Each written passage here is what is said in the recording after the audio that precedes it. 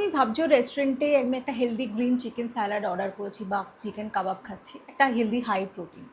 আমার কাছে কত মেয়ে আসে বলে, দিদি আমি ক্যালোরি ডেফিসিটে আছি, তাও আমার ওজন কমছে না। তারপর আমি যখন তার সারা দিনের খাবার অডিট করি, হ্যাঁ আমার কাছে ফার্স্ট ক্লায়েন্ট এলে আমি প্রথম সে কী কী খায় সমস্ত কিছু তার লাইফস্টাইল আমি অডিট করি। এবং যখন দেখি প্রায় সপ্তাহে সে হেলদি খাবার ভেবে জোম্যাটো থেকে চিকেন স্যালাড বা বাইরে খেতে গেলে চিকেন কাবাব এই ধরনের জিনিসগুলো খাচ্ছে। এবার সমস্যাটা হয়ে গেল যে যেটাকে তুমি হেলদি গ্রিল চিকেন বা স্যালাড ভেবে যেটাকে খাচ্ছ, সেটা এত পরিমাণে, সেটাতে এক বাটি বাটারে ক্যালোরি থাকতে পারে, তুমি ভাবছো যে 400 ক্যালোরি, বাট সেটা দেখা যাচ্ছে অ্যাকচুয়ালি 700।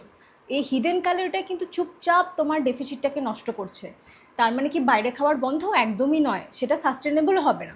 শুধু একটা জিনিস কিছু তোমাকে বুঝে করতে হবে, সেটা হচ্ছে বাইরের খাবারের হিসাব করার সময় যেটা ভাবছো তার থেকে 30-40% একটু বেশি বাফার করে রাখো।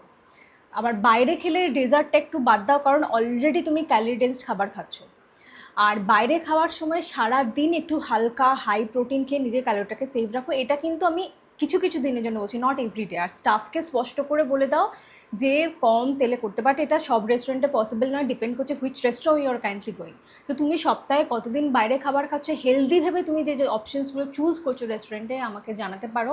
অ্যান্ড যারা, যে সমস্ত বন্ধুরা বলছে আমি কম খাই তবুও ওজন কমছে না, তুমি তাদেরকে এই ভিডিওটা শেয়ার করতে পারো। তোমার লাইফস্টাইল অনুযায়ী যদি একটা রিয়েল ফ্যাট লস প্ল্যান চাও, রেস্টুরেন্টে গেলে তুমি কী ধরনের খাবার খাবে, বাইরে ঘুরতে গেলে কী ধরনের খাবার তুমি খেতে পারো, সমস্ত কিছুর জন্য you can DM me plan or you can comment down below.